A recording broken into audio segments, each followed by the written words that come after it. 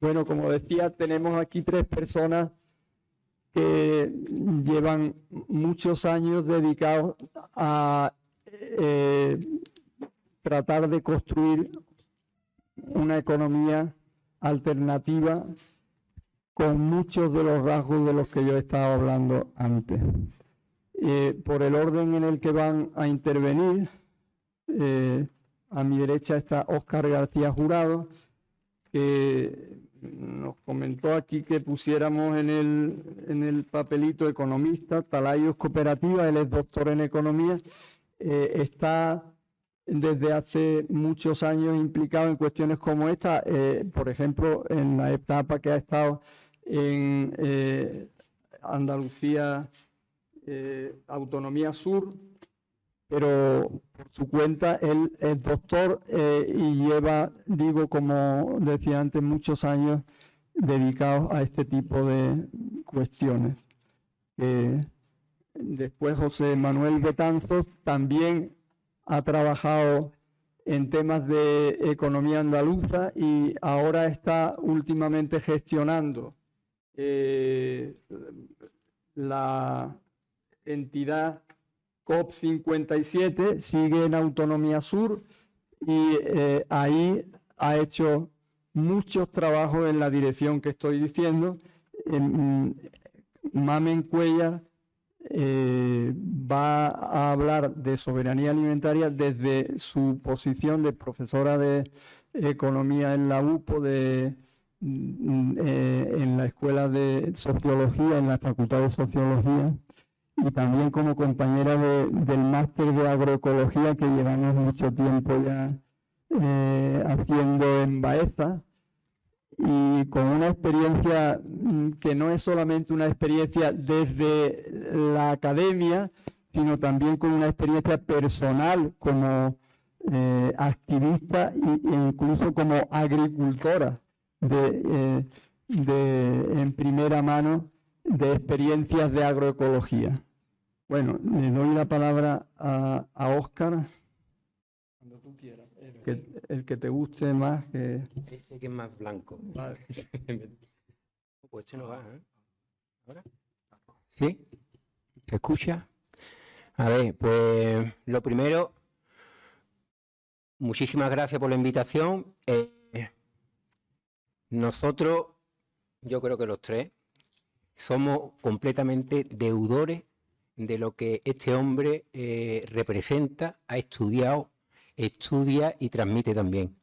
Si viviéramos en una sociedad donde el valor tuviera algo de sentido, se valoraría de manera muy distinta todo lo que este hombre ha dado en 40 o 50 años que lleva ya para Andalucía.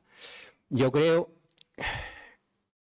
no me quiero poner muy mitinero, pero yo creo que es hora de poner en valor a Manuel Delgado Cabeza, y yo como alumno, como lo que voy a decir aquí probablemente mío será muy poquito, y casi todo se lo debemos a él. Yo tenía que decirlo, a él le cae fatal, pero yo lo tengo que decir. Vamos a ver, en principio, y partiendo de lo que planteaba el maestro, yo me tengo aquí como primera idea, tenemos que terminar con la soberanía del capital. Se nos inculca que no podemos hablar de soberanía, y sin embargo, cuando a mí me dicen que es el capitalismo, digo, la soberanía del capital. Y aquí quien toma las decisiones es el capital, aquí quien dice a qué nos tenemos que dedicar es el capital, aquí quien dice quién trabaja y quién no trabaja. Por favor, distingamos lo que es el empleo del trabajo, por favor, distingamos lo que es el paro del desempleo, porque quien dice lo que es trabajo, lo que es desempleo, es el capital. Por tanto, si queremos otra Andalucía, si queremos otro mundo, tenemos que terminar con la soberanía del capital. A partir de ahí, ¿por dónde partimos? Por la lucha por la democracia. Es decir, con la soberanía del capital no puede haber soberanía popular. Tan simple como eso. La soberanía del capital elimina la posibilidad de la soberanía popular. Por tanto, no puede haber democracia, no puede haber una sociedad democrática en la actual imposición del capital. A partir de ahí, a lo largo del tiempo el punto de partida que plantea Manolo a mí me viene estupendamente, porque yo lo que voy a bajar un poquito a cómo hemos intentado desarrollar desde Autonomía Sur o desde Talayo, que son cooperativas de trabajo autogestionarios, cómo hemos intentado hacer unidades productivas de bienes y servicios que no sean capitalistas, que se alejen del capitalismo. El chapú es menú, porque además trabajamos dentro del mercado capitalista. Por tanto, nuestro planteamiento no es no vamos a crear una sociedad en la sierra donde vamos a guiarnos por otra forma de trabajo, por otra forma de valor y por otra forma de propiedad, que a mí me han servido como 3 pilares para ir valorando hasta qué punto Autonomía Sur o hasta qué punto Talayo, que son mis unidades productivas, se acercan o no se acercan a una empresa capitalista convencional. Es decir, si nosotros queremos plantear otra forma de generar bienes y servicios de manera no capitalista, tenemos que poner en solfa lo que para el capitalismo es el trabajo, lo que para el capitalismo es el valor y lo que para el capitalismo es la propiedad. En la medida en que seamos capaces de subordinar el valor de cambio al valor de uso, subordinar el trabajo asalariado dependiente y servil al trabajo autogestionario, y en la medida en que nos olvidemos de la propiedad privada de los medios de producción y hablemos de propiedades colectivas, nosotros decíamos en Autonomía Sur, la oficina para el que la trabaja.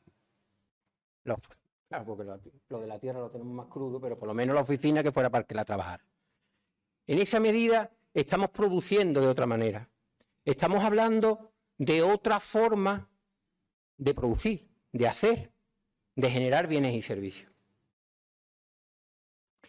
Estamos hablando entonces, si estamos poniendo el trabajo autogestionario y olvidándonos del trabajo asalariado, estamos hablando entonces de la soberanía del trabajo. Entonces estamos hablando de la soberanía del trabajo. Si estamos hablando de que queremos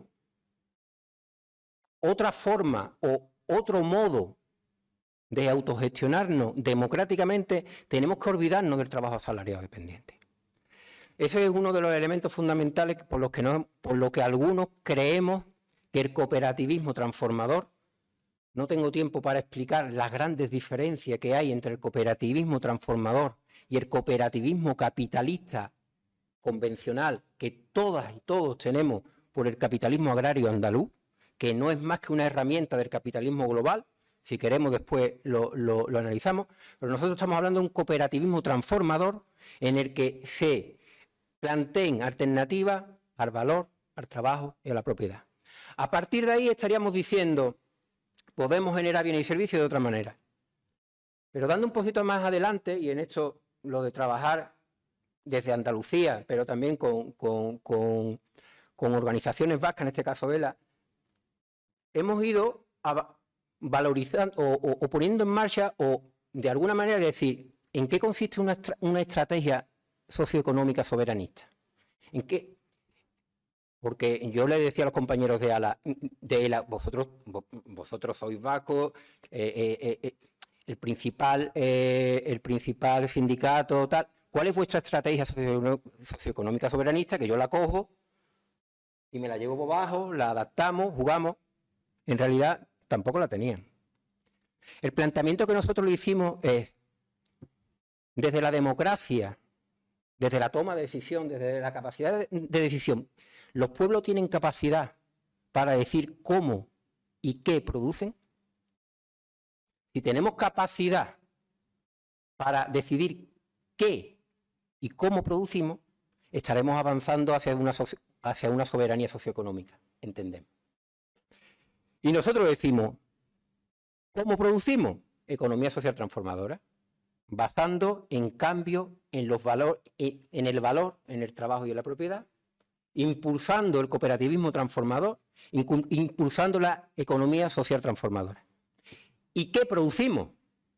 Lógicamente, cada cual, o cada pueblo, o cada territorio, o cada ciudad, produce aquello que los mercados globales le indican que tienen que producir a día de hoy, pero tenemos margen de maniobra para decir, queremos ir por aquí, por aquí, por aquí. Y ahí es donde nosotros hablamos de soberanías en plural. Los de Morón y otros muchos pueblos de Andalucía, los de la S final, las llamamos cruda. Y entonces yo decía, soberanías en plural. ¿Cómo? Soberanías estratégicas también, por sectores. Alimentaria, financiera, energética, cultural, sanitaria. Y en esto, que nos metieron en un trabajo que venía de Cataluña, que se llamaba Soberanía, y que yo siempre recomiendo que leáis la introducción que hizo Manolo a ese libro. Somos capaces de generar ese qué producimos desde Andalucía, de manera, desde la toma de decisión nuestra, es decir, ¿podemos hacer eso? Yo creo que hay margen de maniobra. Yo creo que tenemos margen de maniobra. Algún margen de maniobra tenemos. Y si somos capaces de avanzar en generar unidades económicas de producción de bienes y servicios democráticas, que eso es la economía social transformadora. Esas cooperativas, esas unidades de producción, me cuesta trabajo decir cooperativa porque lo que entendemos por cooperativa está muy alejado de lo que yo entiendo por cooperativa, la verdad. Pero si somos capaces de generar empresas autogestionarias democráticas en las que decidamos de manera horizontal cómo trabajamos, en las que decidamos todos los trabajos, todos los problemas de mi empresa son para mí. Como decía Blas Infante para Andalucía. Pues lo mismo queremos nosotros. Que no haya un jefe que me resuelva el problema. Yo soy jefe y trabajador al mismo tiempo. Yo soy empresario y trabajador al mismo tiempo. Por eso soy cooperativista, porque no soy ni trabajador ni empresario. ¿Hay manera de producir de otra manera? La hay. ¿Podemos avanzar por ahí? Yo creo que se puede. Y por otro lado, ¿somos capaces de otra manera de avanzar en las soberanías estratégicas que nos lleven a ganar margen de maniobra en la autonomía económica, en la soberanía socioeconómica, a partir de ir controlando nuestra alimentación, nuestra energía, nuestros ahorros? Hay pequeñas semillas, pequeñas, que desde el punto de vista pesimista dicen, pues anda, que no queda nada, y desde el punto de vista optimista dicen, pero es posible, ¿no? Ya no somos utópicos, ya no estamos locas, ¿no? En este sentido, aquí se está dando ahora mismo, no me quiero enrollar mucho más, aquí se está dando ahora mismo una lucha, una pelea, un movimiento, un momento estratégico muy importante en el tema energético. Y se está dando porque nos están robando, pero bueno, eso no es nuevo, ¿no? El oligopolio. Se está dando porque ahora mismo hay una ofensiva brutal de aquellas mismas multinacionales que han controlado durante décadas nuestra energía, las mismas que impusieron el impuesto al sol. Ahora mismo hay una carrera para que pongamos el territorio andaluz al servicio de megaproyectos de energía renovable, propiedad de las mismas que nos llevan robando décadas. Y desde poderes públicos andaluces se está abriendo la manga completamente. ¿Y hay alternativas a ese poder brutal del oligopolio? Hay alternativas. Por supuesto, como dice Manolo, o como bien decía Luis San Pedro, abrir los ojos y tomar conciencia, ¿no? Partiendo de ahí, de que está pasando esto, empezaremos a darle réplica. Hay réplica que incluso está viniendo de la Unión Europea, no somos europeos ni para eso, que se llaman comunidades energéticas y que ya previamente se llamaba como energía comunitaria. Bueno, pues desde la Unión Europea se están diciendo, organícense de manera democrática para descentralizar el modelo energético y que desde organizaciones democráticas y ciudadanas puedan controlar la energía. Es decir, que ahora mismo tenemos dos modelos, uno que está desembarcando en Andalucía y otro que apenas está teniendo pequeños puntos de o megaproyectos controlados por las transnacionales energéticas o comunidades energéticas muy vinculados a esta economía social transformadora que os he hablado antes. Porque el mecanismo por el cual se puede hacer un nuevo modelo energético es a través de cooperativismo de consumo, que ya se hacía aquí en el siglo XIX, y que en el fondo es: invertimos entre todas en una planta y esa planta de generación de energía la controlamos entre todas de manera cooperativista o de manera democrática a través de una cooperativa de consumo. Eso está pasando ahora mismo. Hay un artículo, iba a poner esto, pero bueno, al final os lo voy a leer. El inicio de un artículo de un periodista que se llama Javier Martín Arroyo.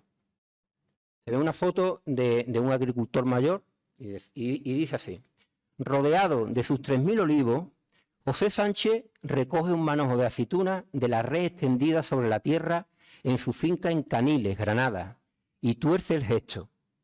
Dice: este es el sacrificio, el trabajo, el dinero de mi vida, porque a esto hay que echarle sudor y dinero. Capital Energy me llamó para preguntarme si me interesaba alquilar mi tierra. Les dije que no, y 3 días más tarde me sacaron en el BOE en expropiación. Desde entonces estamos en un sinvivir. Esto está pasando en Andalucía.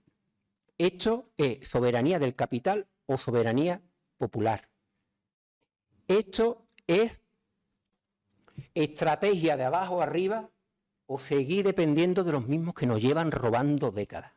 Esto es economía local, desarrollo local, y no los rollos que nos llevan contando 20 años de desarrollo local. Esto es, nos ponemos de verdad a hacer política de la economía, o no estamos haciendo política estamos haciendo política de la nada.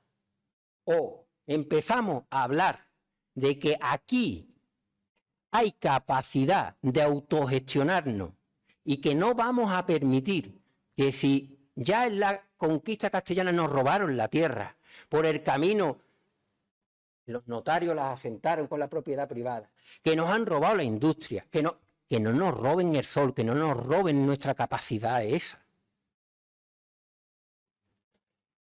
Está pasando hoy y yo me quedo sorprendido del escaso nivel de conocimiento, del escaso nivel de réplica, del escaso nivel de decir qué está pasando aquí en un tema que además está en los medios de comunicación, día sí y día no, porque a través de la subida de precios nos están empobreciendo de la manera más canalla posible. Bueno, pues ahora mismo estamos decidiendo el modelo energético andaluz a los próximos años. Hay sitios, y aquí normalmente se habla mal siempre de los mismos, que son los catalanes y los vascos. Pues vamos a ver si aprendemos de lo que están haciendo ahora mismo en las comarcas catalanas y en las comarcas vascas, que se están organizando de manera cooperativista, comunitaria, para evitar que lleguen y se le apropien de la capacidad de generar energía de manera democrática de aquí a los siguientes años. Estamos hablando de o producir con el beneficio de intereses empresariales, o producir para la vida de la gente. Estamos decidiendo si esas plantas van a ser propiedad privada de capital externo que probablemente vamos a financiar con la austeridad de pasado mañana, porque se le va a meter dinero de los Next Generation, de los cojones, y los Next Generation somos nosotros, que les vamos a tener que pagar esa deuda al Estado español, que le está metiendo ahora mismo a esas empresas que tienen en un sinvivir a este agricultor andaluz y a muchas otras agricultoras de Andalucía, y con dinero público nos lo van a robar. Estamos hablando de esa propiedad, estamos hablando de qué trabajo, qué actividad económica, qué empleo va a generar esto. Va a destruir en muchos casos capacidad de generación de empleo agrícola, de generación de riqueza, de alimentación, etcétera, etcétera. Y estamos hablando, en el fondo, si la energía es un valor mercantil, un valor de cambio o es un valor de uso. Es decir, si tenemos derecho a no pasar frío y calor, o tienen derecho las grandes compañías a seguir acumulando capital. Así se llama esto. Así se llama esto. Lo podemos explicar de una manera más... Lo pueden explicar en la universidad, lo pueden explicar haciendo 40 JCR, pero resulta que si hablan de Andalucía no valen los JCR. Porque hasta la soberanía en el conocimiento nos la están robando mediante los JCR de los CONER. Voy a decir ya porque si no reviento. Aquí este hombre me dijo cuando yo planteé la tesis, Óscar, con una tesis de Andalucía no te da JCR. Y digo, ¿cuándo? ¿Qué le vamos a hacer? ¿No? Pero él avisó. Pero es que así nos va. Un poquito de agua porque me pongo, me caliento. Entonces, ¿qué tiempo llevo? Muy bien, ¿no? Voy acabando. Hablamos de economía social transformadora, hablamos de soberanía popular, hablamos de soberanía andaluza o hablamos de soberanía municipal o hablamos de soberanía del capital. Y comentándolo con Manolo, digo, pues voy a poner un ejemplo claro de cómo está pasando. Mira, yo estoy trabajando un poquito en Alcalá del Valle, un pueblo de la serranía de Cádiz. Me llama el alcalde, muy asustado, y yo, que me están presionando de una manera las grandes, porque quieren aquí hacer una planta. Digo, bueno, tú tienes la firma, ¿no? Y dice que va. Me han llegado los abogados y a mí me pueden poner aquí ya una planta. Digo, bueno, yo tengo un abogado urbanista, ha tenido que cambiar el PGO. Ha cambiado el PGO y le están apretando bien. Él, no voy a decir partido ni nada, pero él no tiene apoyo de ningún tipo en esto. Y se enfrenta a gabinetes, a despachos de abogados, pues que te pueden decir el palo o la zanahoria, ¿verdad? El palo o la zanahoria. Indefenso, y es un alcalde. A partir de ahí, allí estamos intentando hacer una comunidad democrática. Allí hay una cosa muy bonita que se llama la cooperativa del pan. La hicieron en los años finales de los 70, 80 con la entrada. Tiene la cooperativa del pan, tiene la cooperativa agrícola y ahora queremos hacer la cooperativa de la luz. ¿Hay cosa más bonita que esa? Eso es nuestra economía. Y eso es lo que los que creemos que la economía tiene un punto bonito, es lo que estamos intentando trabajar si no nos machacan antes.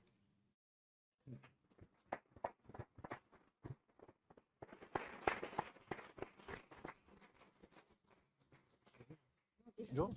Sí. Voy a llamar ahora, ¿no? Ahora. Sí. Ahora. Bueno, primero agradecer a la Fundación y a Manolo la invitación, porque la verdad que es un lujazo estar aquí escuchando todas estas cosas. Yo voy a empezar con una idea, que Manolo ya lo ha dicho todo, pero yo decía, Óscar, ¿y ahora qué decimos, Óscar? Bueno, pues voy a empezar con una idea, porque en verdad nos ha puesto el balón botando delante de la portería para que la empujemos. ¿Cómo se ve? Y la idea de salir de la casa del amo. Decía él, hay que entender la realidad con otras gafas, porque nos están vendiendo una realidad que no es la nuestra, la de las clases trabajadoras populares. Por eso tenemos que salir de la casa del amo, o dicho de otra manera, sacar los pies del tiesto, porque ese tiesto no es el tiesto nuestro. Eso ya no es, digo, un acto de rebeldía, es un acto de necesidad. Si no salimos de la casa del amo, si no sacamos los pies del tiesto, pues las cosas seguirán como hasta ahora. ¿Y es posible? Sí. Óscar ya lo ha dicho, es posible. ¿Hay experiencias que lo demuestran? Sí. ¿Que son pequeñitas? Sí, pero lo demuestran que se pueden hacer. Y es posible, solo es posible la redundancia si lo hacemos desde abajo, que también es una idea que lanza Manolo. Desde abajo, desde la sociedad civil, desde la gente organizada de manera autogestionaria, porque es la única manera, desde abajo, de conseguir capacidad de decisión, que al fin y al cabo es lo que tiene la idea de soberanía o de autonomía, capacidad de decidir sobre qué hacemos con nuestras vidas. De diferentes ámbitos, desde el energético, desde la producción, desde el consumo, no lo mismo consumir en un sitio que en otro, y desde el uso que le damos a nuestro dinero. ¿Vale? Y aquí voy a lanzar 3 preguntas. ¿Tenemos alguna capacidad de control sobre lo que se hace con nuestro dinero? ¿A quién le confiamos nuestro dinero? ¿Y os imagináis algún lugar en el que pudiéramos decidir lo que se hace, mejor dicho, lo que hacemos con nuestro dinero? ¿Creéis que eso es posible? Primero, que le estamos confiando nuestro dinero, por decirlo así, al enemigo, ¿no? Todos tenemos que tener el dinero, al final, guardado, entre comillas, porque realmente no está guardado. De hecho, ya se ha inventado una comisión, que es la comisión de custodia, como si custodiaran algo, cuando el 99% del dinero que en el banco no está, ¿vale? Es el coeficiente de caja. Comisión de custodia. Comisión de custodia, aunque ya lo están quitando, como desde el verano para acá la están quitando, ¿vale? Pues bien, ¿os imagináis un lugar, os imagináis que podemos sacar el dinero del banco o una parte y llevárnoslo a otro sitio en el que entre nosotras mismos podamos decidir cómo nos lo prestamos y a quién se lo prestamos? ¿Eso es posible? Es posible, ¿vale? Y ya aquí aterrizo en el caso de Co57. Co57 es una cooperativa de servicios financieros, éticos y solidarios, donde llevamos a la práctica esta posibilidad de prestarnos el dinero entre nosotras. Hablo entre nosotras, entre entidades de economía social y solidaria. Co57, además, tenía que apuntar otra idea.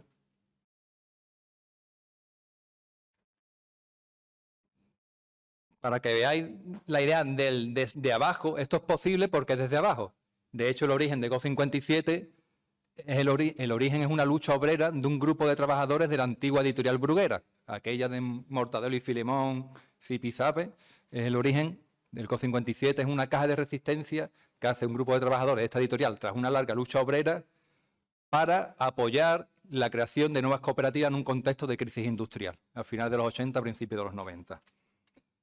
Y este ejemplo de lo financiero, pues a nivel cuantitativo puede ser pequeño, pero su importancia está en el ejemplo que da, en el que es posible en lo cualitativo. Porque ¿cómo lo hacemos? Primero, que para pertenecer a la cooperativa hay que hacerse socio, no existe la relación, entre comillas, banca-cliente, eso no existe, existe una relación entre personas socias y entidades socias, y son las personas socias y entidades socias las que deciden primero a quién admiten como socio. A las entidades, como ha dicho Óscar, hay un tipo de cooperativismo que es el adaptativo de mercado, ¿no? Siempre lo hemos llamado así, y otro tipo de cooperativismo que es el que nosotros defendemos, que es el transformador. Las propias personas y entidades del COD deciden a quién admiten como entidad socia de la cooperativa, y son las propias personas y entidades socias de la cooperativa las que deciden a quién le prestan el dinero, ¿vale? Y esto es gracias al ahorro de personas físicas y de entidades que deciden sacar pues ese dinero que no necesitan para el día a día, que tienen, entre comillas, guardado en el banco, y ponerlo en otro lugar en el que al menos ese dinero no esté financiando cosas con las que estamos en contra. Porque sabéis qué hace la banca con vuestro dinero, ¿no? Aparte de tenerlo guardado, entre comillas, lo ha dicho Manolo, especular, crear burbujas, generar dinero a partir del dinero, las rentas del capital, lo que nos lleva a una economía alejada, o al menos en el aire, ¿no? Lejos, sin los pies en la tierra, ¿vale? Y que defendemos todo lo contrario. Formas de hacer dinero parasitarias. Me diría aquí apuntado, formas de hacer dinero parasitarias. Bien. Y esto, ya os digo, lo hacen las propias personas socias y entidades socias. Y eso es capacidad de decisión. Y eso es autonomía y eso es soberanía, si lo queremos llamar así. Y esto es posible, pero es gracias primero a la toma de conciencia del uso que se hace con nuestro dinero. ¿Vale? No, los informes del Instituto por la Paz y de SETEN, o CETEN, nunca sé dónde está el acento, antes que hablabas de acento, demuestran cómo los bancos, la banca convencional que conocemos, una de sus principales herramientas de hacer dinero es financiar armamento, ¿no? Si estamos en contra de las guerras, ¿qué hace mi dinero financiando armamento, no? Pues en el COP 57 lo que solo financiamos a proyectos, entidades de economía social, cooperativas, asociaciones, empresas de inserción, ONG, sociedades laborales, fundaciones, que intentan hacer otro tipo de economía. Y eso lo fundamental es que lo hacen las propias personas socias, se reúnen en diferentes órganos, en asambleas, y deciden desde el tipo de interés del ahorro de las personas físicas, que deciden meter su ahorro, parte de sus ahorros en ERCO, como desde el tipo de interés de los préstamos, y de manera autogestionaria y entre todas, simplemente. Y para mí esto sí que es capacidad de decidir de qué se hace con nuestro dinero y que no lo hagan otros, que lo hacemos nosotros mismos. Y esto es un ejemplo que, ya os digo, cuantitativamente a lo mejor no es mucho, pero cualitativamente sí que creo que es muy, muy importante. Y se me viene a la mente cuando íbamos a las reuniones del COP 57 con el resto de las secciones territoriales del COP 57, que al final siempre nos volvimos diciendo, no sabemos si lo que estamos haciendo es anticapitalismo, además con el dinero, si estamos haciendo anticapitalismo con el dinero, pero se le tiene que parecer mucho, o está muy cercano, ¿no? Siempre decíamos eso, al final tenemos esta conclusión, y en esas andamos. Creemos que es posible, creemos con todos los proyectos que ya existen en ERCO, que son más de 1000 entidades de economía social socias, son más de 5000 personas, creemos que es posible y en esta andamos y en esta seguimos luchando.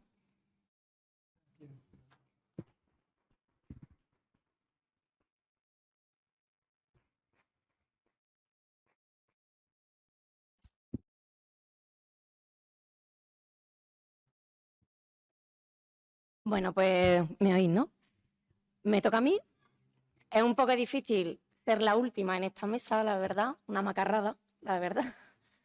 Pero bueno, no me viene mal porque además me apetece hacer diálogo con lo que estáis comentando y si eso da pie a generar diálogo con todas y todos, pues mejor que mejor.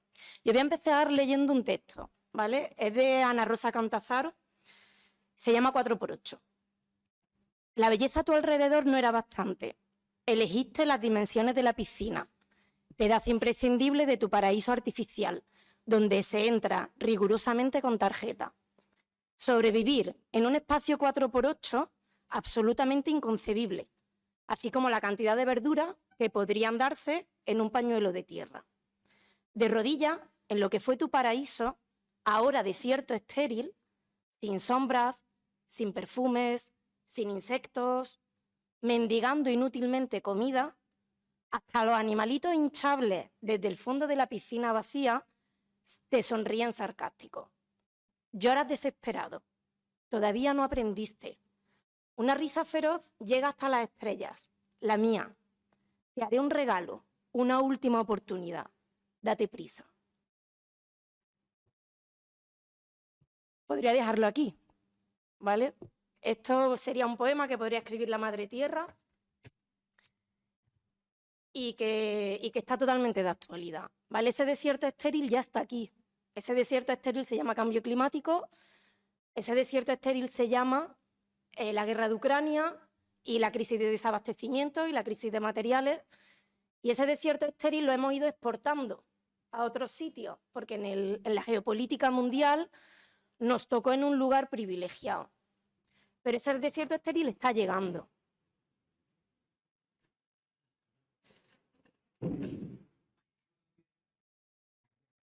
Bueno, pero... Nombra Ucrania.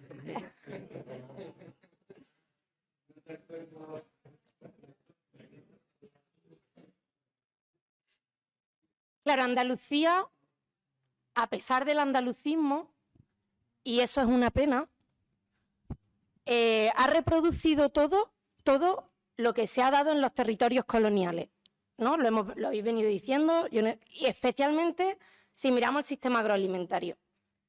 Andalucía es una tierra, ya la conocemos, donde ha exportado permanentemente tierra, agua, capacidad de trabajo, sudor, sol, y ha comido mal.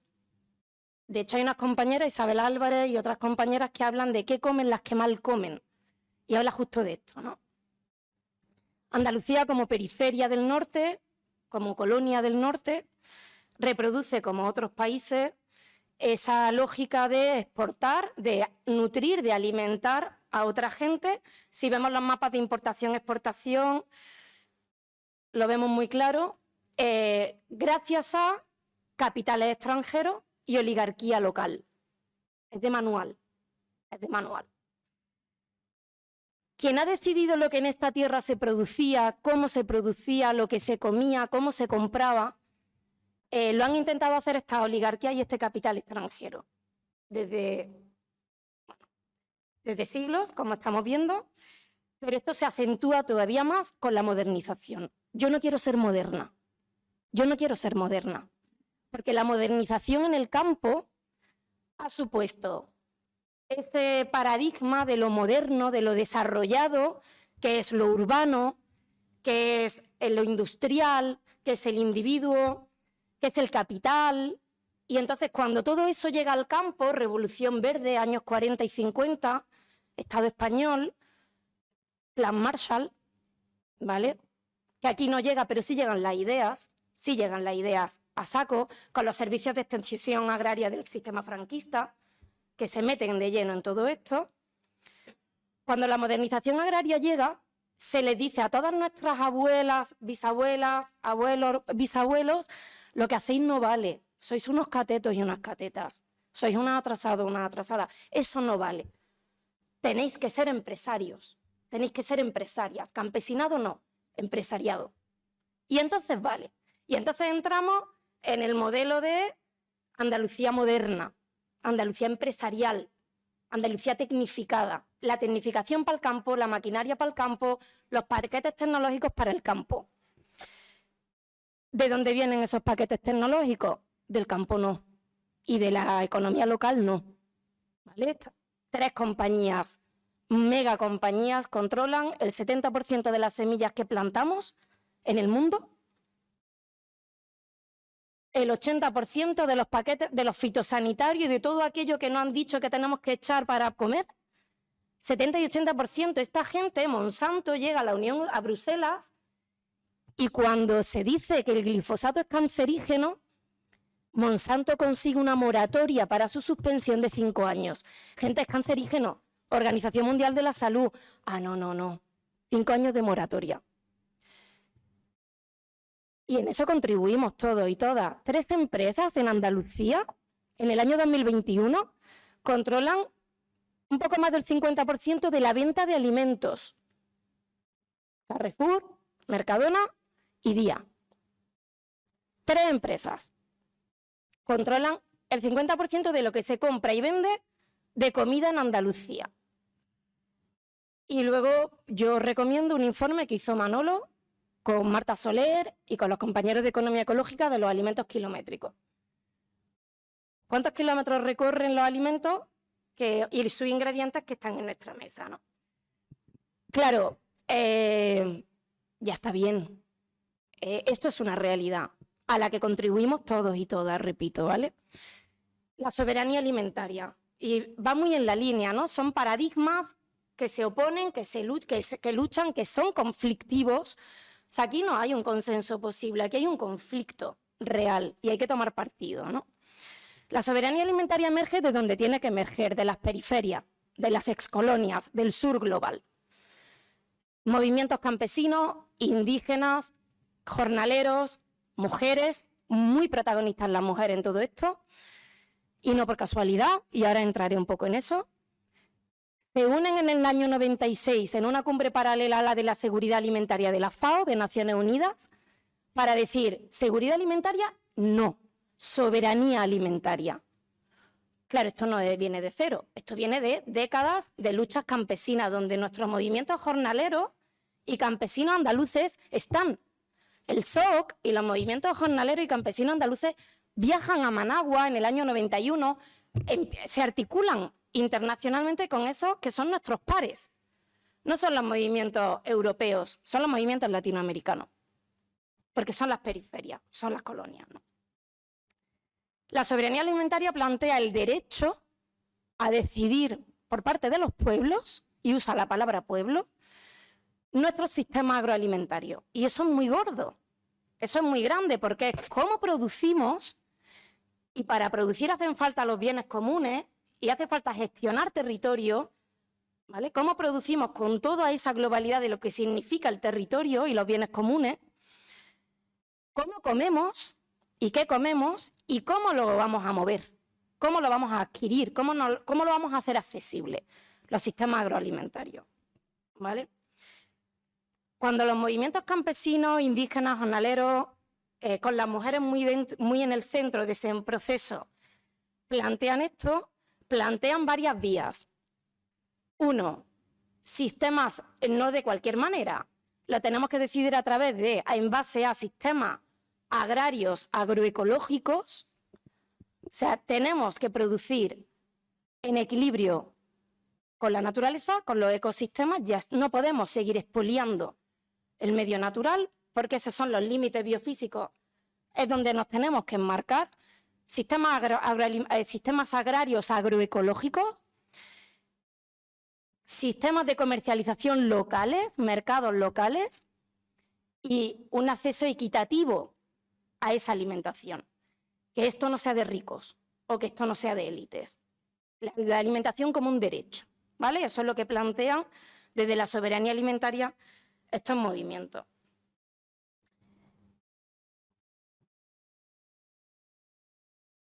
Los sistemas agroecológicos plantean retos en Andalucía muy concretos, y es la tierra.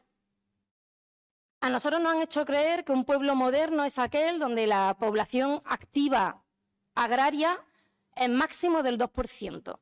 En Andalucía nos pasamos un poquito, todavía nos falta un poco para ser guay del todo, ¿no? Nos hemos cargado nuestros tejidos productivos, nuestra capacidad de alimentarnos nos la hemos cargado. Si queremos soberanía alimentaria tenemos que reagrarizar nuestra cultura, recampesinizar nuestros pueblos, nuestras tierras y nuestro imaginario, ¿vale? Supone poner en el centro la discusión de los regadíos y del uso del agua en una tierra donde se gasta muchísima más agua de la que llueve, de la que entra. Y supone hablar de biodiversidad, supone hablar de que cada vez que sembramos o comemos variedades híbridas, estamos haciendo que se pierdan variedades tradicionales.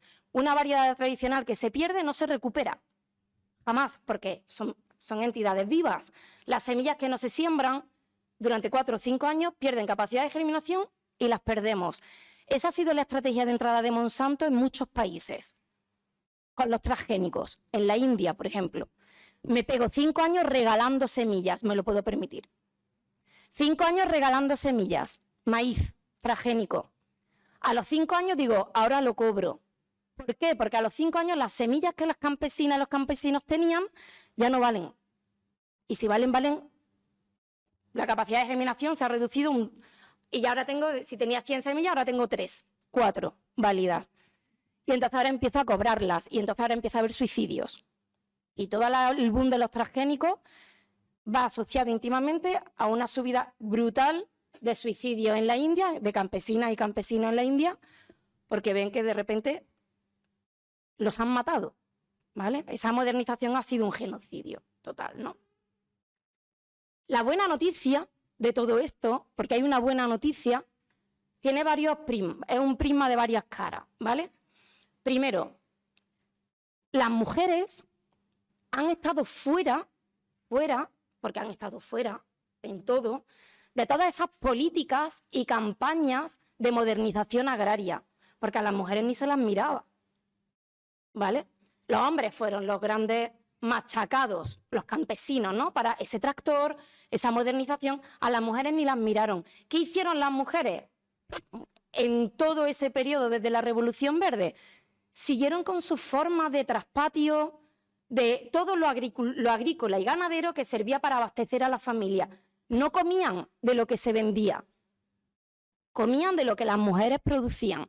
Si nosotros queremos recuperar variedades tradicionales y conocimientos asociados, vamos a nuestras bisabuelas, a nuestras abuelas. Ellas eran las que guardaron todo ese conocimiento. Razas autóctonas de animales menores, de animales mayores, ¿vale? Y eso es una buena noticia. La mala noticia es que o nos damos prisa o todo ese conocimiento lo vamos a perder, ¿no? Y la buena noticia es que hay mucha gente ya que esto lo está haciendo, ¿vale? Y además está restaurando y reconociendo el valor de esa resistencia, porque si algo ha caracterizado al medio agrario y rural, por lo menos aquí en Andalucía, ha sido que el campesinado y el movimiento jornalero ha resistido, ha tenido una mirada muy crítica con todos esos procesos de modernización. Y eso se ha dado aquí, ¿vale? Y eso es muy importante porque es de donde podemos tirar para construir lo que ahora estamos construyendo. Y tampoco hemos perdido, en gran parte gracias al trabajo de esas mujeres, los vínculos locales, los mercados locales, las prácticas de trueque, las prácticas de intercambio local, ¿vale? Eso tampoco se ha perdido en los pueblos. Claro, cuando llega todo el movimiento político de la agroecología y la soberanía alimentaria, claro, eso no viene de cero, viene de todo lo que os cuento, y empiezan a surgir esa necesidad de recuperar y restaurar ese campesinado, esas prácticas campesinas y esos sistemas localizados de distribución, esos mercados locales. Tenemos ejemplos, es que existe, es que sigue existiendo, es que no nos tenemos que inventar nada. Y eso es lo que el movimiento agroecológico en Andalucía viene haciendo desde hace ya 30 años. Viene recuperando o tratando de recuperar esas prácticas y esos conocimientos que quedaron devaluados, denostados por esa modernización agraria, para primero restaurar esa dignidad de no estabais equivocadas, al revés, gracias, y gracias a vosotras vamos a salvar lo poquito que queda para construir el futuro que queremos. De ahí, claro, cuando digo yo no quiero ser moderna, sí, no y sí, quiero decir, lo que está ocurriendo es un diálogo de conocimientos, ¿vale? No es una nostalgia esencialista del pasado, para nada, para nada. O sea, claro que había cosas que no funcionaban, claro que hubo motivos por los que todo esto entró tan rápido, pero sí que supone un diálogo entre lo que había, los conocimientos que había, lo que ahora hay, y un diálogo intergeneracional. Y esa es la siguiente buena noticia.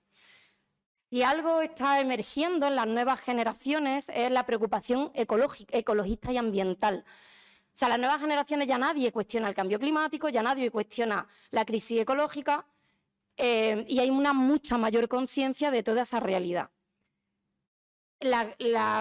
Digamos, los retos últimos de ese movimiento agroecológico, que ha bebido mucho del movimiento andalucista, ha sido poner en diálogo esas nuevas generaciones, ese movimiento ecologista con un perfil más urbano y esos movimientos campesinos, esos movimientos jornaleros de un perfil mucho más rural y con un marco generacional mayor, ¿vale? Y entonces se empiezan a generar unos diálogos intergeneracionales y rurales urbanos no exentos de conflictos, ¿vale? Si queréis podemos entrar en los conflictos que están emergiendo ahora en esos diálogos de movimiento para ver qué Andalucía queremos a partir. ¿Cómo vamos a comer y cómo vamos a producir en Andalucía de aquí en adelante?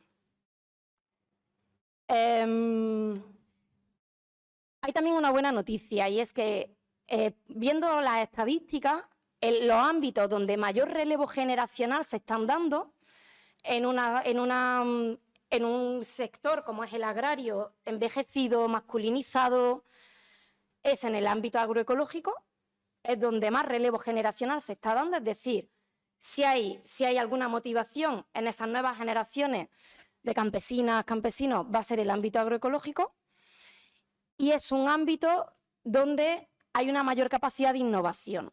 ¿Qué ocurre? Que no es una innovación tecnocrática, tecnologista, que hace una ruptura con el pasado. Es una innovación que se ancla, y ahí retomo el concepto de anclaje que planteaba Manolo, que se ancla en la historia para construir la agricultura de hoy y de mañana. Y eso es muy fuerte, y eso es muy potente.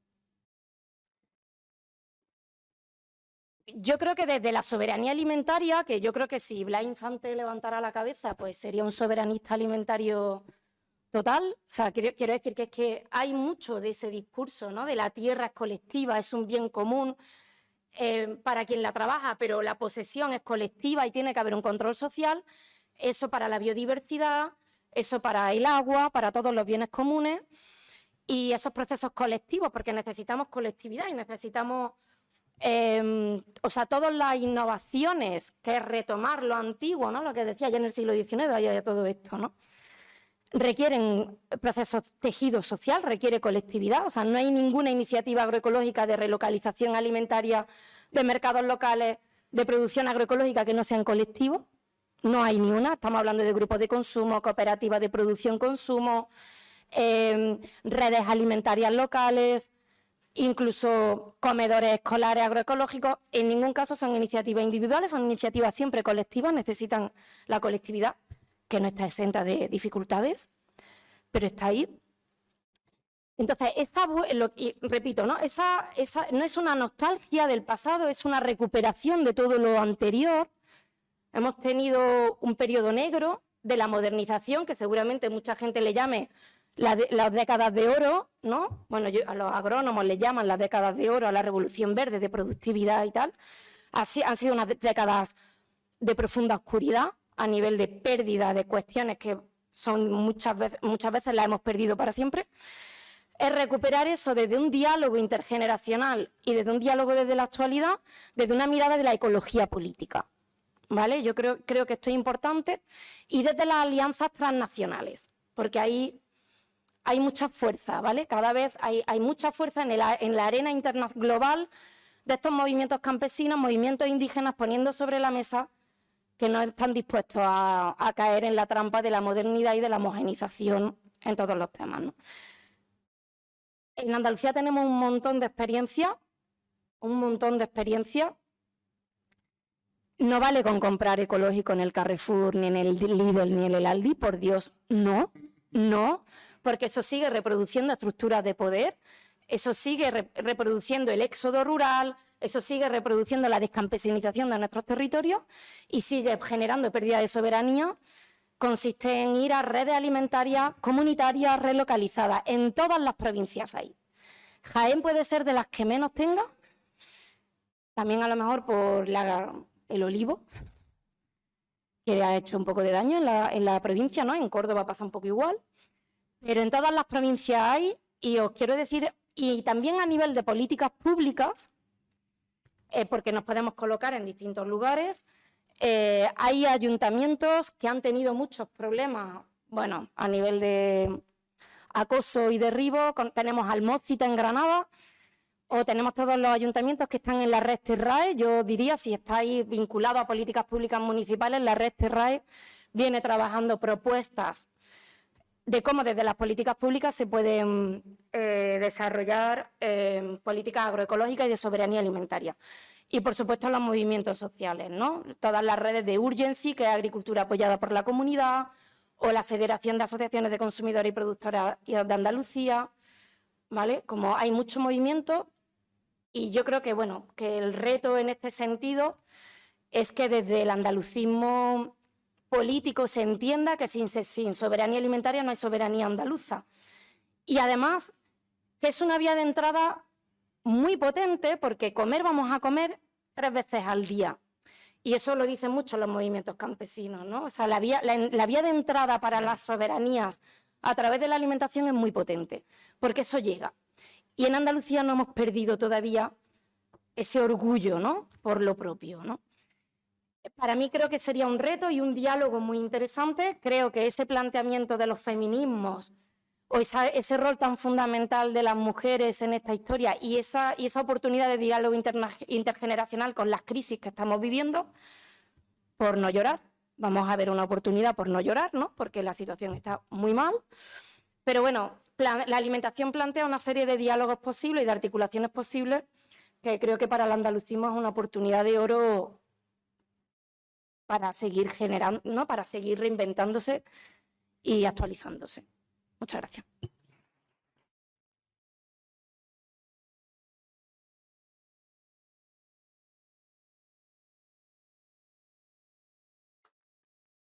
Bueno, muchas gracias otra vez a las 3 personas que han intervenido. Ya veis que hay aquí un futuro que está lleno de experiencias ya muy cerca de lo que estábamos comentando, de las necesidades que tenemos, y ahora se abre un coloquio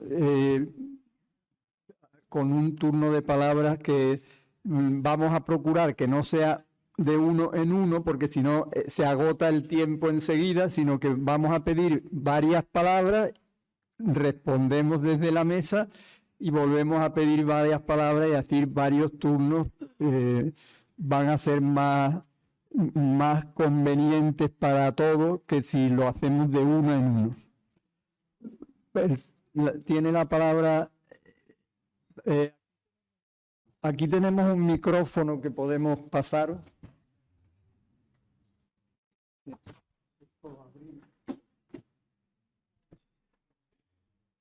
Por favor, poneros el micrófono así, que es como se debería oír. Y así es mucho mejor que si lo retiramos, que no se oye nada.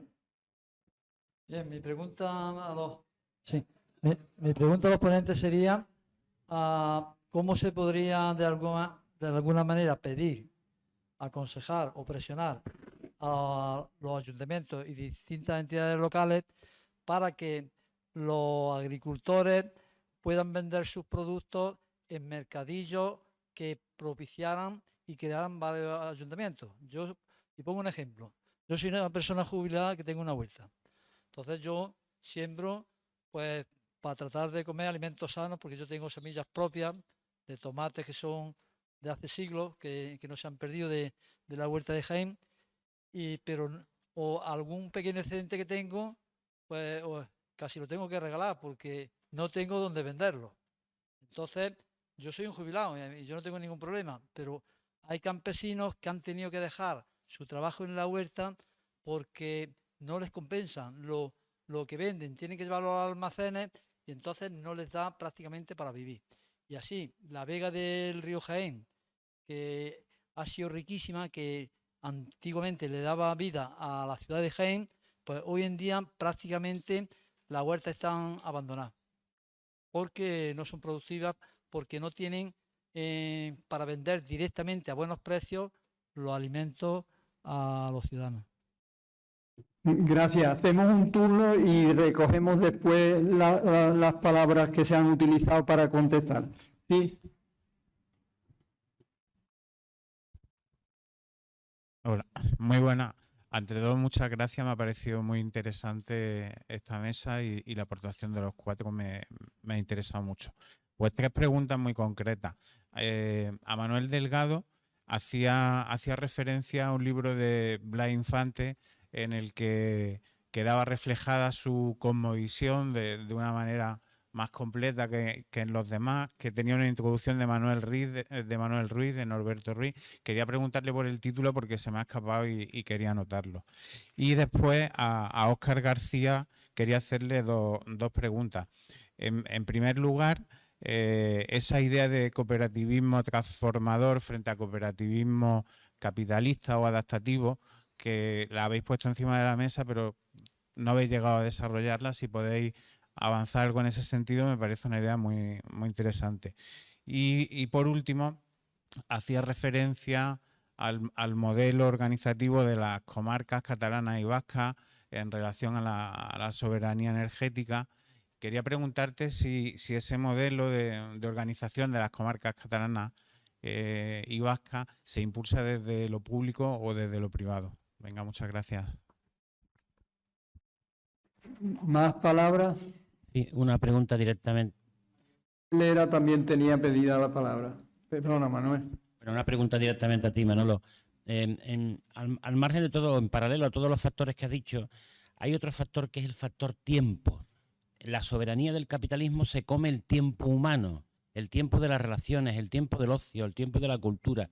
Y últimamente estoy leyendo eso y me preocupa mucho porque es verdad, no nos da tiempo. Y eso justifica que no exista una alimentación sana, productos basura, etcétera, etcétera. Muchas gracias. Bueno, no, algunas son preguntas y otras son reflexiones. Empiezo con Manuel Delgado, que en la introducción que nos has hecho, ¿no?, sobre el ser, sobre los vínculos. Bueno, una buena noticia. Tenemos una gran teoría ahora en psicología que se llama la teoría de la autodeterminación, que está haciendo estragos, es la que está acogiendo ya todos los ámbitos de la psicología, que justamente defiende esto, con lo cual tenemos otro argumento más, lo defiende y lo demuestra. Perdón, ¿oís lo que se está comentando? Pues entonces vamos a cambiar de micrófono, por favor. Ah, no se oye. Porque se le han podido... Ay, perdona. No había escuchado al maestro, ¿eh? Ha puesto... Lo he puesto así, pero perdona. Bueno, repito, ¿o no se ha escuchado? Repito, bueno, decía que tenemos una nueva teoría en psicología, una buena noticia, que ampara justamente la presentación que ha hecho Manuel Delgado Cabeza, la importancia de los vínculos afectivos a nivel holístico, no solamente con las personas, sino con todo, y una teoría que está demostrada científicamente, porque también está la lucha científica, por así decirlo, entre comillas, ¿no?, que los mensajes mejores se oigan. Entonces eso es una buena noticia. Y después la parte de la psicopatía de nuestros líderes, eso también está ya más que demostrado, así que pues son buenas noticias y que en eso también va a ver si yo también exploro ahí un poquito, ¿no? En cuanto a Óscar, me ha encantado tu vínculo con el País Vasco y entonces, bueno, voy a ponerte un ejemplito, y después te continúo ya con la pregunta, ¿no? Yo he ido muchísimo al Goierri, que es la zona de más cooperativismo y más empresarial que hay allí en Guipúzcoa, y yo les preguntaba eso, y decía, pero ustedes, ¿por qué, yo que sé, habéis desarrollado tantas cosas? Dice, pues porque claro, esta gente tenía las máquinas Refrey, ¿recordáis? Los pantalones vaqueros, esta gente era una gran industrialización en el nivel español y se acabó. Entonces dijeron, pues nos reunimos unos cuantos y dimos, mira, la ferretería ya no nos va, pues venga, vamos a inventarnos. Entonces se hicieron líderes los microinventos. Por ejemplo, se inventaron unos microchips para unas alarmas que solo tienen que vender en el planeta entero y hay una fábrica, una cooperativa, porque se dedica a eso. Entonces se juntaron 4 o 5, se formaron no sé qué y lo hacen, ¿no? Entonces tú dices, Dios, ¿no? Y así un montón. Entonces te quedas como... Pero claro, hay una historia que me gusta, es la que pregunto aquí ahora, pero es que esta gente tiene mucha soberanía económica. Es que el régimen fiscal del País Vasco no es el nuestro, es que ellos cogen primero el dinero y después le pagan a España. Con lo cual, con ese dinero, pues también tienen mucha mayor capacidad para dar créditos, para apoyar a estas pequeñas empresas, etcétera, etcétera. Además de gestionar, porque tienen universidades que también van generando conocimiento para las cosas que ellos necesitan, ¿no? Es decir, que tienen más historia de autogestión, pero también tienen más herramientas, sobre todo económicas, que no tenemos, ¿no? Y la pregunta para José Manuel es, yo soy socia también del COP57 y lo que sí me gustaría saber cómo va el tema. Si hay cada vez más socios, ¿está habiendo un gran incremento en los últimos años o no? Y a ti yo no me quedo con la pregunta que él hizo, porque también tengo un huerto y también es verdad que no da. Los jóvenes han tenido que dejarlo porque qué hacer, ¿no?, para que esto sea productivo. Y muchísimas gracias por todas vuestras intervenciones. Gracias a ti, María José. Hay otra palabra pedida allí y cuando termine este compañero de hablar le intentamos contestar extra y hacemos otra ronda. Os hago una pregunta a la mesa desde mi que tengo mucha ignorancia a nivel de economía. ¿Haría falta para Andalucía una nueva reforma agraria a estas alturas, después del proyecto del año 32, del año 80? ¿O tendríamos que volver a las tierras comunales de la Edad Media?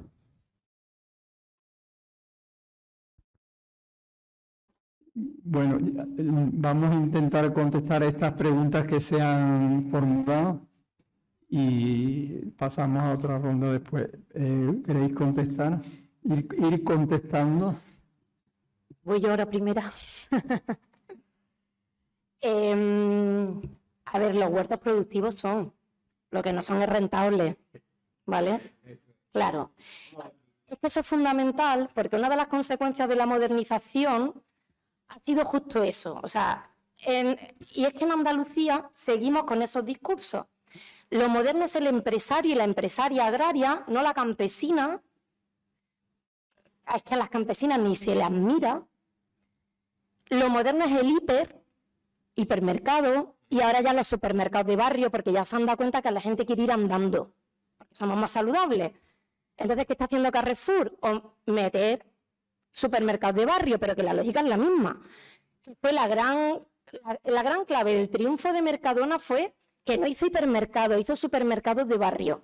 Y triunfó como triunfó, fue, de hecho es el que más cuota de mercado alimentario tiene actualmente, ¿vale? Entonces, hipermercado, supermercado por encima de mercado de abastos. Mercado de abastos, ¿quién ha apoyado eso? Eso es atrasado. Eso, venga, hombre, esto para las 4 amas de casa mayores que se entretengan para ir, y eso con un discurso hipermachista y, por supuesto, nada de los cuidados y todo esto, ¿no? ¿Qué ocurre? A nivel global, ya nadie cuestiona, y eso es una buena noticia, lo que pasa es que está tardando en llegar, que la relocalización alimentaria, es decir, fortalecer los canales cortos y los mercados locales es necesario. Eso desde las Naciones Unidas a la Comisión Europea, o sea, la Unión Europea tiene desde el año 2020 el Pacto Verde, que no sé si lo habéis oído, y tiene la estrategia del campo a la mesa y biodiversidad 2030, estrategia del campo a la mesa, año 2020, Unión Europea. Y entonces de repente la Unión Europea, política común, que ya llegará, eso va lento, pero bueno, dice sistemas, canales cortos de comercialización. Porque están viendo, vamos, por un tema de seguridad alimentaria, ¿vale? Nosotros le podemos meter muchas más cosas. Entonces, ¿cuáles están siendo las estrategias? Ya hay ayuntamientos, está por ejemplo también el Pacto de Milán. Eso fue un pacto que surge en el año 2015 a nivel internacional, que muchos pueblos y ciudades andaluces ya han firmado. Y eso es un pacto de relocalización alimentaria, o sea, fomentar canales cortos y transición agroecológica, ¿vale? Dietas sostenibles y tal. Entonces, ¿qué es lo que porque estamos trabajando mucha gente en eso. Cuando queremos incidir en que un ayuntamiento entienda que eso de sus campesinas y campesinos pequeñitos es una riqueza que puede alimentar al pueblo, ¿qué hacemos? Les llevamos a ver otros ayuntamientos que están haciendo eso. Es como las cubanas se la inventaron hace tiempo, el campesino a campesino. Todos los sistemas de transferencia se han dado hostias contra una pared de cómo convencemos a los agricultores de que se modernicen. O no, o para que se hagan agroecológicos. Y las mejores estrategias son que vean a otros haciendo lo mismo. No que venga alguien de la universidad a contarme que esto funciona, o que venga alguien de un movimiento social ecologista a decirme que esto está bien, con todo el valor que eso puede tener. Pero es un par, alguien a quien yo le reconozco legitimidad para decirme lo que yo podría hacer. Entonces, se están haciendo intercambios y encuentros entre ayuntamientos de, mira lo que están haciendo. Para eso, repito, la red Terrae es un espacio muy interesante donde se están generando muchas jornadas entre técnicos, personas técnicas de los ayuntamientos, para ver cómo hacerlo, porque luego a nivel legislativo hay muchos problemas también, porque tenemos unas legislaciones hechas para lo grande, y tú quieres hacer un bote de conserva y pareces un terrorista. Si se te ocurre hacer un bote de conserva en tu casa y vendérselo a tu vecina, eres una terrorista directamente, tú vas a la cárcel por eso, ¿no? Eso solo pasa aquí en el Estado español. Tú vas a Francia, tú vas a Portugal, y ahí tienen una conciencia del campesinado, de la pequeña escala, de la artesanía alimentaria, y el marco legislativo es el mismo. Pero aquí nuestras veterinarias y nuestras agrónomas y agrónomos van a unas escuelas y a unas facultades donde les dicen, pues esto, que hay que ser modernos y modernas, todavía hoy. Entonces, hay mucha pelea por modificar los reglamentos, que son reglamentos que se pueden modificar perfectamente en el marco europeo. Entonces, bueno, por no enrollarme, que hay muchos casos ya, la cuestión es, pues eso, ir a articulaciones como la red Terrae o la red de ciudades por la agroecología, red de municipios por la agroecología. Son las dos grandes redes de municipios de todos los tamaños que están intercambiando cómo hacerlo, qué innovaciones, como municipios piloto que de repente son un ejemplo interesante, etcétera, ¿no? Y luego el tema de la reforma agraria, no me acuerdo quién lo había comentado. Bueno, es fundamental, es fundamental. En Andalucía hay que hacer una reforma agraria. Es que estas tierras no van a alimentar a Andalucía en la vida, por la estructura funciaria que hay de propiedad.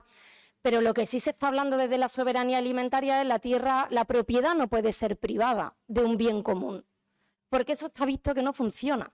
La propiedad tiene que ser colectiva. Lo de lo público lo podemos discutir. En Andalucía se han privatizado como el 17% de las tierras en los últimos 10 años, públicas. Hay un proceso imparable de privatización de tierras. El último fue, no sé si os acordáis, o si lo sabéis, en febrero del año pasado, un último decreto andaluz donde se privatizaban miles de hectáreas. Se han sacado a subasta, han dado la posibilidad a los municipios que las adquieran a un 30% de precio. ¿Te acuerdas, Manolo, que con la gente de Palma del Río de Somonte estuvimos trabajando para hacer un proyecto porque Guzmán, Somonte y La Palmosa, que son 2.500 hectáreas del municipio de El Carpio, se quería privatizar? Lo que pasa es que el ayuntamiento pues, no está por la labor de adquirirlo, pero no, como que... Entonces el tema de lo público tiene lo que tiene, pero el tema del control social de los bienes comunes es que está claro que es la única manera de que se preserven, de que funcionen, por mucho que nos quieran hacer creer en esas falacias de que la privatización es lo efectivo, eso está claro que no.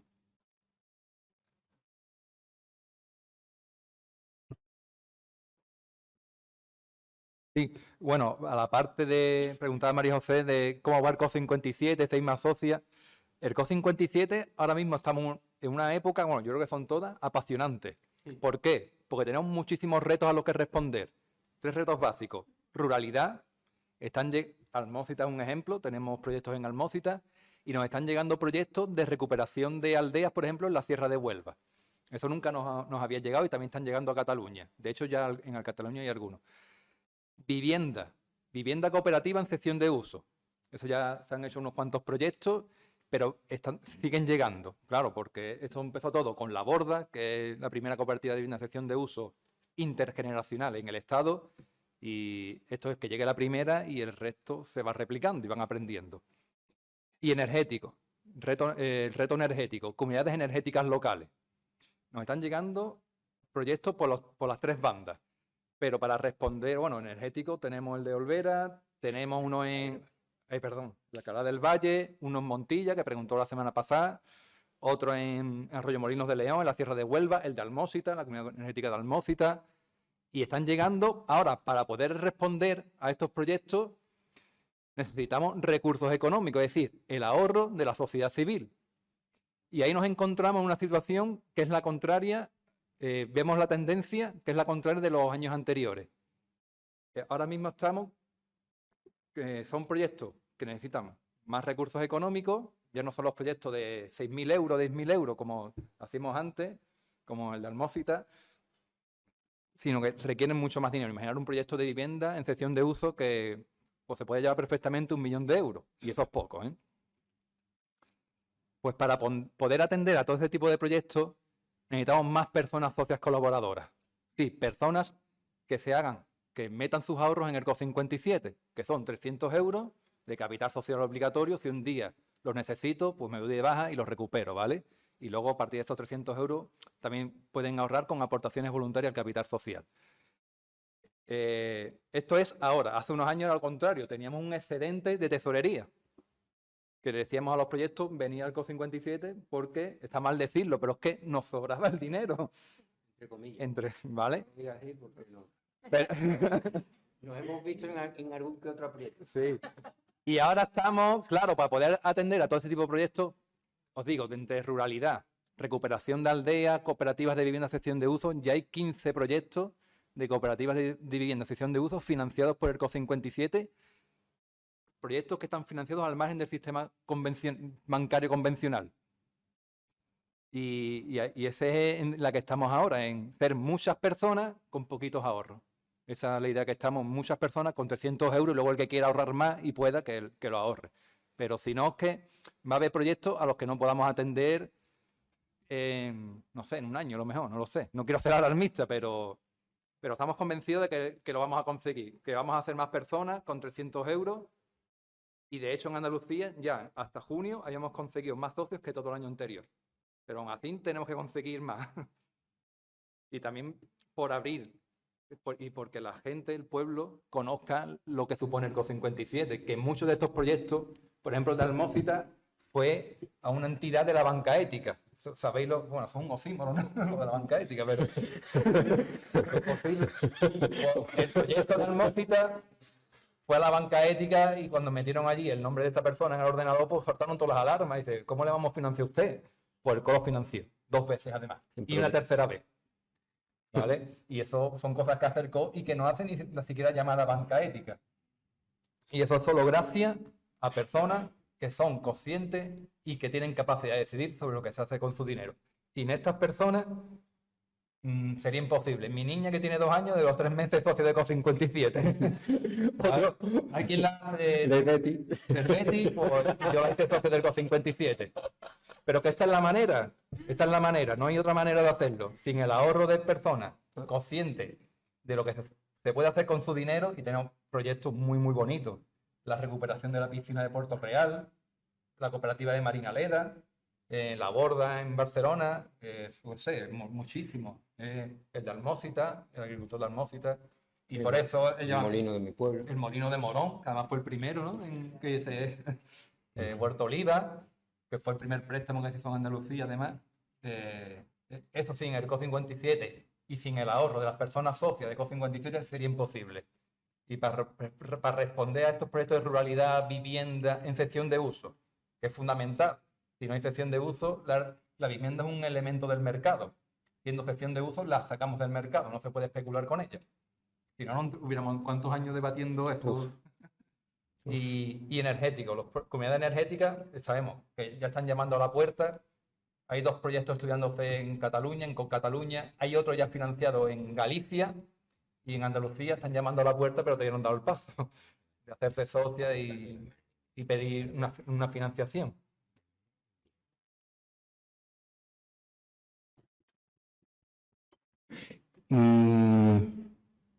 Yo es que antes era del COP57, entonces tengo que hacer un comentario, porque es que el Betam lo vende regular. Si no es por la segunda ronda, no dice que se puede meter dinero. No es un buen comercial, pero es un magnífico, en fin, todo lo demás. En Morón de la Frontera hubo una lucha muy potente con el Plan E. El Plan E, aquel plan de Zapatero, que cuando las constructoras cayeron, pues le metió dinero con el cual después nos endeudamos y pagamos la deuda. Pues hubo una gente en mi pueblo vinculado al SAT que hizo una lucha muy potente para que no se gastaran dinero en farolas de 12.000 euros. Esa gente eran albañiles. Y cuando la lucha se ganó, se acabó la albañilería para ellos, lógicamente. Eso ahora tienes libertad para salir del pueblo, ¿vale? que es lo que se suele decir en estos casos. Estamos en democracia, puede usted irse de aquí, que aquí no va a trabajar. En ese momento, tal cual, ¿no? Vamos a hablar en plata, de libertades. En ese momento valoramos, compañeros de los distintos, en comunidad, en colectivo, valoramos que invirtieran en un pequeño molino de aceite. Estamos hablando del año 2010-11. Había muy poco. Y el dinero lo pidió Autonomía Sur para dárselo a ellos. Hicimos ahí COP57 cuando quiera hacer fullería, ¿no? Igual que el BBVA, ¿vale? Pues nosotros rápidamente metimos el molino. Esa gente sigue en Morón, esa gente sigue siendo militantes en Morón. Y ese molino tiene 2 cuestiones que ya trascienden como esto, ¿no? Uno, ha roto el monopsonio que tienen los señores de la aceituna. En mi pueblo están los Camachos, los Escalantes. Esos señores se reúnen y ponen un precio de la aceituna. El libre mercado llega hasta donde llega. Y ellos imponen un precio de la aceituna. Entonces todo el mundo, los pequeños productores, tienen que ir a esos puestos de la aceituna con lo que les pone.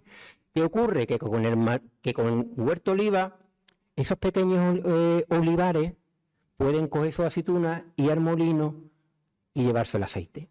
y se rompe de alguna manera el chantaje, que se llama monosonio en términos muy bonitos, pero que es chantaje, es decir, o este precio o la aceituna que te dura 3 días, te la llevas. Eso por un lado. Y por otro lado, ha sido precioso cuando vas allí y ves a las señoras mayores fundamentalmente y a los viejetes, que ven cómo entra su aceituna y cómo sale su aceite. Es brutal. Es brutal. Entonces, esta cercanía ahí, eso es economía de verdad. Eso es economía de verdad y eso se ha hecho con COP57 y eso se está intentando ahora, que es un trabajo constante, de que ese molino siga siendo una empresa democrática, que eso hay que trabajarlo día a día y eso no se arregla rápido. Tenemos que seguir siendo economía transformadora. Cooperativismo transformador, o vamos a hablarlo directamente. Ángel Calle le llamó en un momento dado economía social adaptativa y nosotros ya decimos, no, adaptativa no, capitalista. Es decir, ¿por qué? Mira, las cooperativas agrarias andaluzas lo que pusieron de acuerdo fueron a los propietarios de la tierra. Y esos propietarios de la tierra se unieron para mejorar el precio de la aceituna. En el fondo, y lo estudió aquel profesor francés que estuvo en los años, Huguet, era una UTE de empresas que se unían para que los industriales no le bajaran el precio, pero asentaron la estructura desigual de la tierra en Andalucía. Sirvieron para asentarlo, igual que el PER, que esta mañana ha salido, igual que el PER, han sido elementos legitimadores de la estructura desigual de la propiedad de la tierra en Andalucía. Y de claro. Y después hay otro cooperativismo que no tiene, bueno, un cooperativismo que son 3 personas socias cooperativas y que contratan a 90 personas y a esas 90 personas Autonomía Sur tiene que ir a defenderles los derechos laborales. Por tanto, ¿qué diferencia hay entre esa cooperativa, formalmente SCA, con una empresa convencional, capitalista, etcétera, etcétera? Claro, cuando de manera así, en la charla y demás, nosotros decimos, me voy a ir un poquito a la teoría y hablamos del trabajo, del valor y de la propiedad, es precisamente para eso, para que Autonomía Sur, en este caso, que nosotros lo hicimos desde nuestra cooperativa, decíamos, ¿cómo logramos que esta cooperativa sea una cooperativa anticapitalista o poscapitalista o no capitalista? Y tenemos que valorar, analizar bien, y aunque se llame cooperativa, aunque ponga SCA detrás, ¿hasta qué punto está huyendo de la propiedad privada, del trabajo asalariado y del valor de cambio en lo que hace? En la medida en que te salgas de ahí, estarás avanzando hacia un cooperativismo más transformador. En la medida en que no lo pongas en duda, estás haciendo un cooperativismo capitalista porque no estás generando ninguna tensión dentro del sistema. Y ahí, cuidado, que no vacilamos de pureza a nadie. Estamos en el mercado. Y al final tenemos que hacer cosas de valor y de cambio, aunque ya nos gustaría hacer más cosas de valor de uso. Y me explico.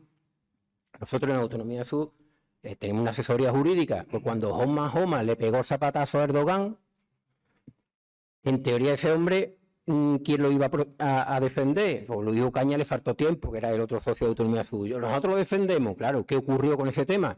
Porque ese hombre rápidamente lo metieron en Audiencia Nacional y había que ir a Madrid. Bueno, pues dijimos, y la cooperativa era todavía endeblita. Valor de uso, valor de uso, valor de uso. Es que lo van a matar. Es que lo mejor que le podía pasar a Homa es que lo mataran. Porque si lo extraditaban, mientras que lo mataran y no, la iba a pasar el quinario.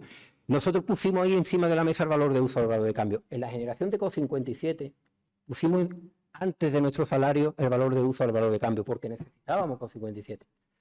Pero al final, como cooperativas que estamos en el mercado capitalista, tenemos que buscar recursos. Lo que sí queremos es no trabajar nunca para el enemigo. Y en Autonomía supone trabajamos para la gente que se lo merece. Y ahí que lo lleven. Ahí estamos hablando de teoría del valor. Y cuando decimos, hay una propiedad, ahora ya la oficina para que la trabaja, tenemos que ser capaces de que eso al final sea una fundación para que nadie la pueda comprar ni vender. Lo mismo, y pongo un ejemplo porque lo estoy trabajando ahora mismo, soy asesor externo de las cooperativas de Marinaleda. La Junta de Andalucía tiene ahora mismo encima de la mesa a Marinaleda una orden de desahucio. Una orden de desahucio. Porque desde el año 15 Marinaleda no ha hecho derecho de la compra de las tierras, porque no querían comprar la tierra, para no privatizarla. Entre medio, de Autonomía Sur se le asesoró para que la tierra de las 1.200 hectáreas del Humoso acabara en una fundación. Una fundación es un marco jurídico que te amortiza el bien, te lo quita del mercado. Es muy difícil después, bueno, es imposible fraccionarlo. Estamos en esa pelea. Hasta tal punto que ahora mismo estamos jurídicamente, los 8 lotes de tierra de Medinaleda ya se han unido en un único caso, pero lo más probable es que pierda la cooperativa de Medinaleda y la Junta de Andalucía pueda expulsar a las cooperativas de Medinaleda. Con la base fundamental a día de hoy las cooperativas de Medinaleda, que lo que no se quiere es privatizar la tierra, porque saben que la privatización de la tierra es la muerte del proyecto, como cooperativismo transformado. Tierra, reparto. Nosotros decimos que una cooperativa transformadora puede funcionar bien siguiendo los valores jornaleros que se llaman la unión, el cumplir y el reparto. Si somos capaces dentro de nuestra comunidad de trabajo de asumir el reparto de todo, de los dolores de cabeza, de la renta, de los tiempos, si somos capaces de no esperar que nadie te mande, sino de tener el cumplir interno, ese valor de jornalero, de la jornalera que decía yo cumplo, y que es lo que más nos mata cuando nos dicen flojo, porque me están diciendo que no cumplo. Si alguien entra en una cooperativa con el concepto del cumplir bien asentado, nosotros decimos, da igual que sea buen abogado o economista, da igual, ya lo será. Porque tiene el valor del cumplir. Y el tercero, que es la unión. La unión, en el fondo, es la cooperación, la anticompetición. Hay que ser competente, pero no competitivo. Hay que ser competente, pero no competitivo. El País Vasco, me ha dicho antes el País Vasco. Yo he tenido que hacer un trabajo para él y estudié. Yo pongo mucho en la base, en el País Vasco hubo una cosa que llamaba la hidalguía colectiva. La hidalguía colectiva. Y eso, en la profundidad de las entrañas de una sociedad, es antiandaluza, en el sentido de que nosotros nos hemos construido sobre la desigualdad más absoluta y allí, al menos en la parte verde, porque es muy interesante, del Ebro para abajo, en Nafarroa Sur, es Andalucía.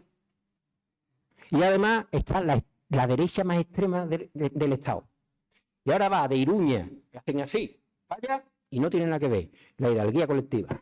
Y es que allí todo el mundo, en no sé qué siglo, me pierdo con la... pues ahí no hubo señores y vasallos, ahí hubo una igualdad, de tal manera que incluso lo tienen estudiado desde el Pío Baroja y que como eran todos de hidalguía colectiva, tenían una educación y acabaron siendo los mejores escribientes en Madrid, en la corte, eran vascos. Entonces, el punto de partida de la igualdad o la desigualdad nos dice muchísimo.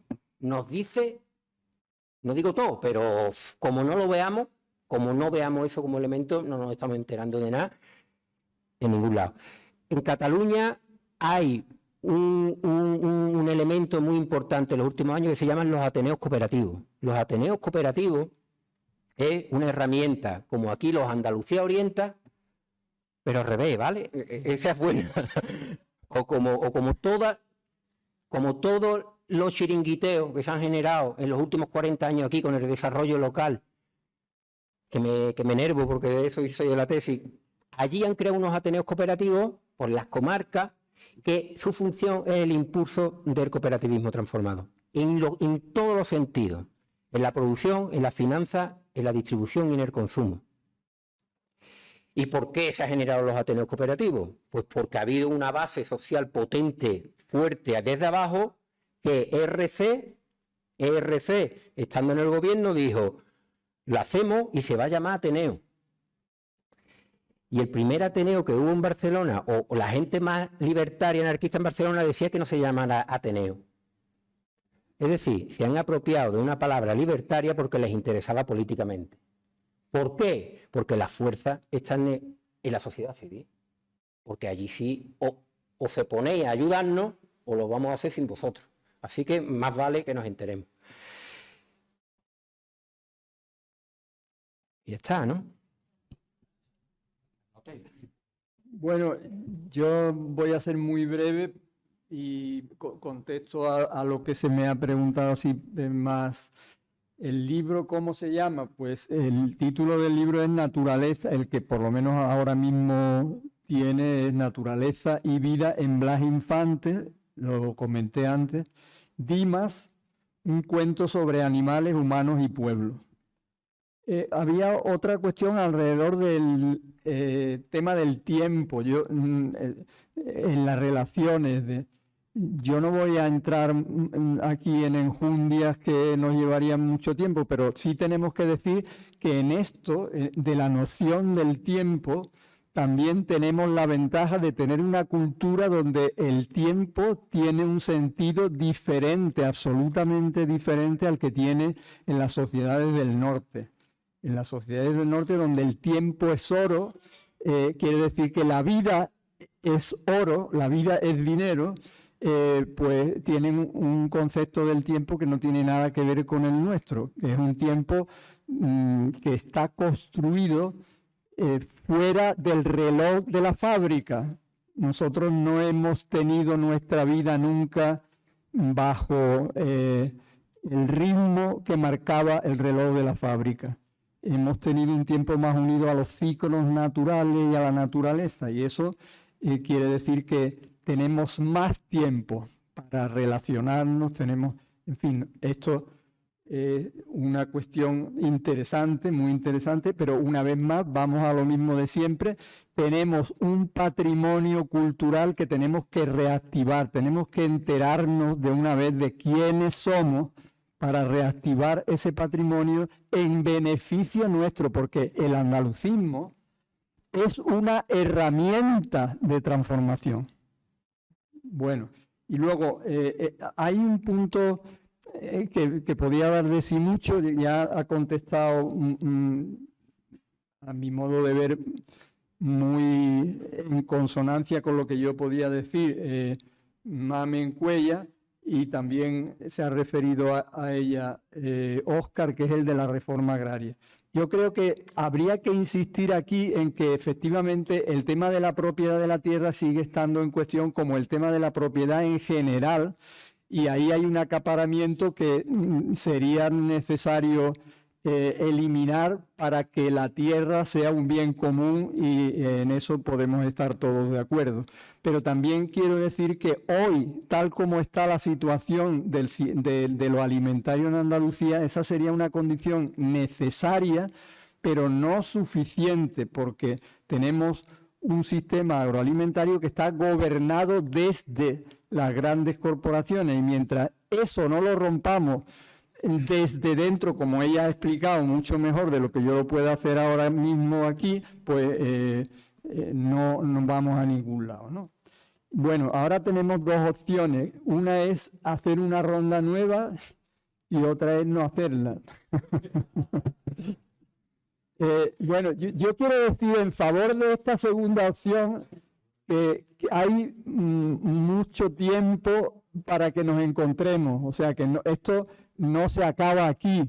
Me gustaría, creo que compartimos eso todos los miembros de la Fundación Blas Infante, y en general incluso me atrevería a decir, aunque nunca me gusta representar a nadie, que lo compartimos todos. No es la última vez que nos vamos a ver, hay más tiempo para seguir hablando y debatiendo muchas cosas que son muy interesantes de debatir.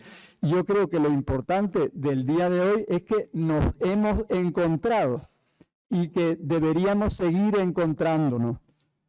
Pero no estoy cerrando la posibilidad. Si hay más palabras que tienen mucha necesidad de esto así, pues entonces, vale, la hay. No. Ha dicho dos opciones y ha votado por la otra, pero perdí. No pasa nada. Muchas gracias, Antonio Manuel. Quería hacer un comentario porque creo que han quedado muy claras las cuestiones que ha planteado Antonio Manuel, pero algunas no las ha planteado y porque no las podía plantear todo, claro. Y yo quería señalar dos cuestiones alrededor del tema que ha comentado Antonio Manuel. Uno, efectivamente no tenemos soberanía sobre la tierra. Este es un ejemplo más de cómo, aunque esto se llame autonomía, hemos ido por el camino de la pérdida de capacidad de decisión. Bueno, eso por un lado. Pero también quería señalar, y tenemos ya prisa por irnos todos, pero no creo que debamos dejar atrás que esa reforma agraria que se planteó es una contrarreforma agraria que supone una traición al pueblo andaluz. De manera que el PSOE, que fue quien planteó esa reforma agraria, ahí sí me atrevería a decir que conscientemente, porque quienes gestionaron la reforma agraria sabían muy bien lo que estaban haciendo, tocó esa tecla, que era una tecla muy delicada, un marcador de identidad, como lo ha llamado Isidoro, de la cultura andaluza, para traicionar al pueblo, porque lo que estaba haciendo era la contrarreforma agraria, o sea, desactivar la reforma agraria que los movimientos jornaleros han tenido. No me quiero ir entonces sin subrayar que el Partido Socialista Obrero Español ha sido el principal obstáculo que hemos tenido para la transformación de la que estamos hablando aquí, y me atrevería a decir que es también el principal obstáculo que podemos tener para que esta transformación se lleve a cabo.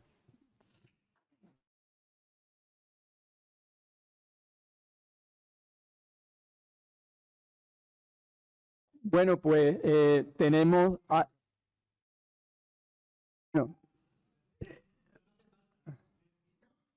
José, ya lo vamos a dejar para otro día, ¿no? Vale. Bueno, pues comemos y volvemos a las 6. Tenemos la sesión del área de política. Ya hemos dicho que es un área en la que la ponencia la va a hacer Isidoro